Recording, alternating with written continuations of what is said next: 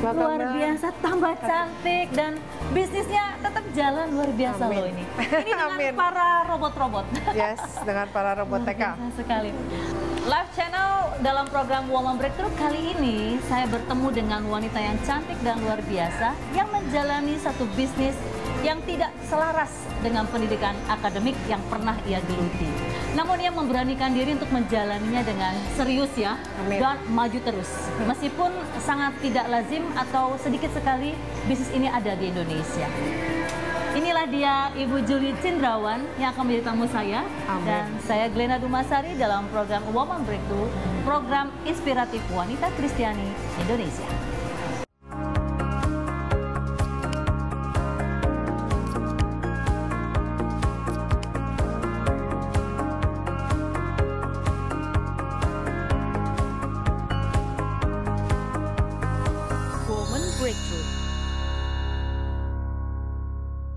Nah, saya ini sekarang berada di rumah robot milik Ibu Julie Cindrawan ini yang merupakan pendiri rumah robot pertama di Asia Tenggara. Keren banget sih, Bu. Amin. Saya pengen lihat-lihat dong tempat-tempat yang ada, robot-robot yang ada. Tapi saya bawa satu robot saya, selalu saya suka gendong-gendong. Siapa namanya? Namanya Nao. Nao, artinya pintar. Artinya pintar ya. Ya, mari kita jalan. 244 juta robotnya. Yuk kita jalan pemirsa.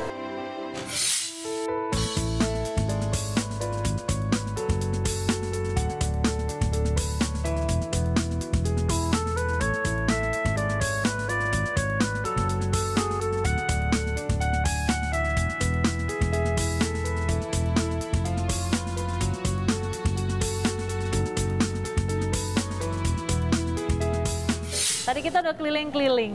Ya. Ada berapa ruangan tadi? 5 ya? 5 ruangan. Apa aja sih Bu ruangannya tadi? Saya nggak hafal loh. Ada ruangan coding, ada ruangan green screen, ada ruangan AR VR, lalu ada ruangan assembly, anak-anak assemble, dan ada ruangan pelatihan. Kita ada di ruangan pelatihan sekarang. Oh, ini ruangan pelatihan ya? Ini ruangan pelatihan untuk anak-anak yang basic ya? Atau? Pelatihan kadang untuk benar belajar workshop perlu meja yang benar, perlu pendengaran yang benar, proyektor. Nah, ini ruangan bukan main, tapi memang untuk belajar. Workshop. Jadi memang ukuran meja juga sudah ditentukan gitu ya? Dan tidak banyak juga ya yang ada di ruangan ini ya? Anak-anak berpindah-pindah setiap 20 menit. Waktu mereka datang ke sini biasanya 2 jam, di tiap ruangan 20 menit. Ibu Julie, saya ingin sekali mengetahui berapa lama sih Ibu menekuni dunia robot ini? Saya mulai di tahun 2006, Desember 2015 untuk exactnya. Lalu masuk mulai menjadi ekstrakurikuler di sekolah-sekolah. Saya mulai dari tingkat TK, lalu berusaha untuk tidak lebih dari ekstrakurikuler kelas 3, tapi berjalan terus sampai kelas 6, SMP, dan sekarang SMA. Lalu sekarang juga sudah intrakurikuler, jadi nomatur pelajarannya sudah robotika. Sudah robotika ya? Iya. Nah, waktu menekuni dunia robot itu, apakah Ibu, saya kepengen belajar dunia robot, lalu saya ambil deh les atau saya mau coba deh. Awalnya apakah dari situ? Awalnya salah pesan barang. Memang saya pada saat itu sudah punya kursus Inggris, sudah punya preschool dan kursus Inggris. Lalu anak saya kedua, laki-laki, 2 laki, mulai merasakan kok nggak ada kursus ya buat anak laki-laki. Jadi saya membuka kursus, rencananya kursus sains. Saya tidak pernah tahu kalau satu kontainer yang saya pesan itu robot, ternyata dari Jerman. Saya pesan yang pertama kali. Itu satu kontainer dan robot, Mbak. Semuanya komputer. Wow, terus waktu buka barangnya saking kagetnya sampai nggak bisa nangis lagi. Tapi orang tua saya atau saya sendiri tahu, saya itu cum laude, Mbak. S1, S2 di Amerika, namun saya tidak pakai komputer. Saya minta izin sama profesor saya, boleh nggak saya tulis tangan aja karena saya tidak suka komputer. Jadi waktu saya lihat barang satu kontainer dan semuanya itu robot, maksudnya ada komputer di boxnya, itu sampai kagetnya nggak bisa nangis lagi. Direncanakan barangnya sudahlah taruh di pabrik aja. Kebetulan saya punya pabrik jala, keluarga saya. Namun menyerahkan bukan pilihan, Mbak. Kata quote-quote gitu, menyerah bukan pilihan. Oke. Dan saya memilih untuk meneruskan, pada waktu itu meneruskan robotika ini. Dan itu berlangsung begitu saja, mengalir begitu saja? Pertama, mengapa saya memutuskan untuk melanjutkan ini dan tidak menyetop adalah saya meriset, saya demen riset. Saya melihat negara-negara yang kurang berkembang atau sedang berkembang seperti Indonesia, itu India, Vietnam semua, Malaysia yang terdekat, Thailand, itu semuanya ada pelajaran robotika dari D3.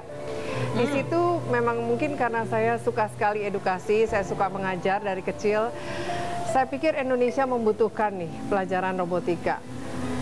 Ada yang setuju juga? Saya rasa tidak ada yang setuju. Semuanya kalau saya ke sekolah juga banting pintu untuk tidak, kami tidak perlu apa itu robot. Tapi satu hal saya percaya, kalau di negara lain atau negara yang sedang berkembang dan belum berkembang sudah ada robot, saya pikir Indonesia pasti membutuhkan pelajaran robotika ini. Itu yang membuat saya melanjutkan robotika ini. Menarik sekali. Bu Juli, dunia robot itu kan identik dengan laki-laki, ya. Tapi ternyata Ibu Juli nggak demikian ya. Ya. Dan tentunya gimana sih cerita awal Ibu Juli itu punya ketertarikan kepada dunia robot itu? Apakah pada saat Ibu Juli mau terjun begitu melihat barang yang salah yang datang ke rumah, oke, saya putuskan hari ini saya akan mulai tertarik dengan dunia robot? Sebenarnya bukan kebiasaan kita. Kalau sekarang saya menjalankan ini 15 tahun ya, saya rasa nangisnya udah sedanau Galilea. Tapi saya pikir-pikir lagi ternyata bukan kebiasaan kita atau bukan harta yang kita miliki, tapi benar kemauan kita. Apakah kita available atau kita bersedia menjalankan ini? Kira-kira begitu sih. Dan kalau saya selalu ingat pepatah anak SD, budi anak yang rajin, budi anak yang tekun. Saya pikir itu nomor satu, rajin dan bersedia. Oke, menarik sekali. Ya. Bu, peluang bisnis dalam dunia robot ini sudah Ibu lihat, dan kira-kira peluang itu bisa Ibu pakai untuk masa depan, gitu ya, untuk kedepannya. Karena boleh terbilang bahwa bisnis robotik ini masih awam di Indonesia.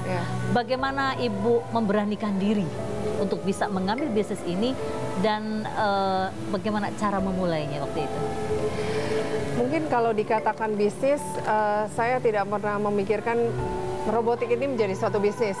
Saya awali dengan salah pesan barang, saya teruskan karena saya merasa Indonesia butuh. Lalu berjalan nggak masuk ke sekolah-sekolah, tapi kalau dibilang return of investment itu rasanya nggak ada hitungannya karena nggak pernah return. Tapi bicara karya, saya pikir semua yang kita ajarkan itu 80% memang diserap oleh anak murid. Jadi saya percaya sekali pendidikan memang tidak bisa dihargakan seperti bisnis. Berkembang murid saya sekarang lumayan banyak, dan inilah saatnya membangun satu tempat bermain, yaitu rumah robot ini, yang saya harapkan menjadi cikal bakal Indonesia mempunyai banyak rumah robot. Tujuannya sekali lagi agar anak-anak yang tidak punya robot, tidak pernah mendengar robot, bisa ke satu lokasi. Kalau di luar negeri itu kan kantor wali kota, kantor TNI-nya, polisinya, mereka bisa ke sana dan satu kota itu mendengar. Dengan mendengar, anak-anak akan bisa search dan bisa pintar. Kan terus didengungkan bahwa sebentar lagi Indonesia 100 tahun. Nah, memang yang saya pikirkan selalu di bidang anak kecilnya ya, agar mereka punya bakat satu saat meriset dan bisa membangun Indonesia, bukan hanya presidennya aja gitu kira-kira. Nah, Ibu udah mulai nyentil nih, mulai nyentil bahwa ada satu vision untuk dunia pendidikan, gitu ya. Nah, peluang daripada robotik ini selain bisnis yang Ibu tekuni, ternyata juga bisa mengembangkan pendidikan anak. Nah, gimana tuh, Bu? Pendidikan anak ya, kalau saya rasa 5 tahun pertama waktu robotik ini belum diakui masyarakat, yang membuka pintu saya justru anak-anak dari kalangan autism, SLB. Pada waktu itu memang saya dibuka pintunya begitu, ada 3 anak yang IQ-nya naik. Saya tidak mengatakan dari robotika, tapi saya pikir memang itu cukup menenangkan mereka. Mereka sangat hobi sekali, dan saya mulai mencari risetnya. Saya menemukan di Carnegie Mellon, saya menemukan di Harvard, bahwa robot itu bisa membuat anak itu tenang, stabil, emosinya, dan IQ-nya ada 3 anak itu memang naik 10 IQ-nya. Ini anak yang autis? Yang Down syndrome dan yang autis. Ya. Jadi sejak itu, walaupun kurang diterima, saya bersemangat bahwa bukan hanya Indonesia memerlukan, tapi yang penting adalah anak-anak ini memerlukan. Kalau anak yang berkebutuhan khusus saja memerlukan, bagaimana anak yang pintar? Cuma nggak terlihat aja, nggak terlihat secara langsung. Gitu. Wow, menarik sekali. Ya. Saya jadi teringat bahwa kalau orang atau seorang anak bisa meningkatkan IQ-nya dengan robotik, berarti ada sesuatu yang dia lakukan, ada satu inovasi, ada satu kreativitas yang dikeluarkan bagi anak itu sehingga terciptalah robotik ini. Bicara kreativitas, saya mau singgung sedikit tentang satu fenomena yang agak menyedihkan sedikit dari seorang anak usia 15 tahun, di mana anak itu terbukti sebagai pembunuh. Jadi dia membunuh anak yang usia 5 tahun. Nah, dalam kondisi ini polisi menemukan satu hal yang unik dari anak yang umur 15 tahun yang membunuh ini, bahwa menemukan kreativitas yang sangat tinggi. Itu terbukti dari temuan buku di mana dia mengungkapkan imajinasi. Kreativitasnya itu dalam satu buku. Apakah itu kreativitasnya bersifat negatif? Itu nomor 2 ya. Tapi anak ini mempunyai kreativitas anak. Berdekatan atau bersinggungan dengan kreativitas dalam robotik, bahwa setiap anak-anak juga harus mempunyai kreativitas yang tinggi, atau menjadikan anak menciptakan kreativitas yang tinggi. Itu yang sangat diinginkan oleh setiap orang tua. Nah, bagaimana Bu tentang kesenjangan yang terjadi bagi dunia anak ini dengan kreativitas mereka yang mungkin tidak tertampung di dalam tempat dan porsinya yang sebenarnya? Memang saya harus akui bahwa kreativitas itu membutuhkan alat. Ya, betul. Bukan hanya, makanya kenapa mereka juga melakukan kekerasan atau sesuatu, itu karena butuh alat, butuh disalurkan. Memang saya melihat Indonesia tidak menyediakan alat, mungkin konotasinya mahal. But kreativitas untuk seperti kalau saya bicara robotik itu adalah multidisiplin. Setiap pertandingan robotik, apakah kita harus bisa robot atau suka robot? Enggak juga. Untuk membuat satu robot, ada orang yang demen menggambar, makanya jadi robot ini, jadi robot ini. Untuk dia menari, ada yang demen tarian, musik, makanya dia bisa ciptakan tarian untuk robot ini. Lalu untuk menciptakan 3 dimensi, lain lagi. Menciptakan gerakan, ada orang yang suka teknik, jadi multidisiplin. Kreativitas memang membutuhkan alat. Dan Indonesia nggak hanya membutuhkan, sekarang udah ada komputer. Komputer itu sudah dimiliki bahkan di setiap handphone kita. Jadi sekarang butuh komputer yang berjalan. Jadi bukan hanya malah laptop, nggak cukup laptop aja, harus ada yang berjalan di luar laptop.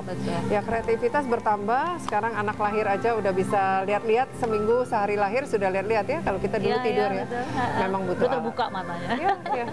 Menarik sekali.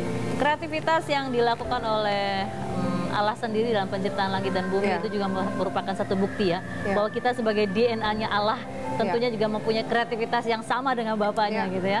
Dan Ibu Julie udah membuktikan, dengan nyata bahwa inilah kreativitas anak bangsa yang patut diteladani. Congratulations, I'm so proud of you. Semua anugerah Tuhan Bu, kalau bisa sampai saat ini. Bicara tentang kreativitas lagi Bu, saya ingin lebih gali lebih dalam. Bagi anak-anak Bu yang mungkin tidak mempunyai kesempatan, mana ya, misalnya kayak orang tuanya yang tidak memberikan peluang. Ada beberapa orang tua yang mendikte kehidupan anak. Oh ya, nggak boleh begini, nggak boleh begitu, sehingga mati kreativitasnya. Boleh nggak kira-kira Ibu memberikan gambaran kepada para orang tua saat ini? Itulah yang terus saya perjuangkan sampai saat ini. Memang pemerintah adalah ujung tombaknya. Tanpa kita didukung oleh pemerintah, mungkin nggak akan pernah tersebar ilmu robotika ini. Ya, jadi sekarang sudah MOU dengan gubernur, lalu kementerian sudah take care beberapa, dan tahun ini kemajuan robotika luar biasa ya. Kita berdoa mulai dari tahun ajaran depan semoga sudah menjadi pelajaran di semua sekolah. Dengan begitu akan ada pendengaran dari setiap anak, orang tua. Ada ujian, ada tes juga, pasti ada. Nah, itu membuat mereka belajar. Ya, pasti tersebar di tahun depan. Maju terus Bu. Amin. Jadi kepengen nih belajar robotik. Ayo, masih bisa kan umur seperti saya? Ada kelas buat robotik for non-robotik. Kalau tadi saya mendengar ada coding for mom, let's do it. Paling tidak harus mengerti, nggak harus bisa, hanya melihat. Melihat saja Nah, ya. seperti orang bisa nggak masak nasi goreng, nggak bisa, tapi tahu nggak prosesnya, tahu, saya tahu, ya? gitu. Oke. Ya. Tadi Ibu menyinggung bahwa ada 3 anak yang IQ-nya meningkat Ya. karena belajar robotik. Saya juga dengar isu nih, benar apa enggak nih? Kalau 3 orang tua dari 3 anak ini datang ke kantor wali kota ya? Mereka meminta Benar ya? membuka di Wali Kota Jakarta Barat. Oh ya? Untuk saya dibantu, dibuka kesempatan. Sayang sekali kepala dinasnya sudah tidak ada tahun lalu, tapi aku berterima kasih bahwa dia juga percaya. Ada orang yang percaya dan membuka jalan. Wow, itu patut diteladani. Amin, Berarti amin. mereka melihat peluang yang cukup besar untuk anak-anak. Memang. Indonesia nggak pernah pulang dengan tangan kosong. Biasanya juara 1. Oke. Jarang lah, harapan jarang banget. 1 atau 2, 1 atau 2.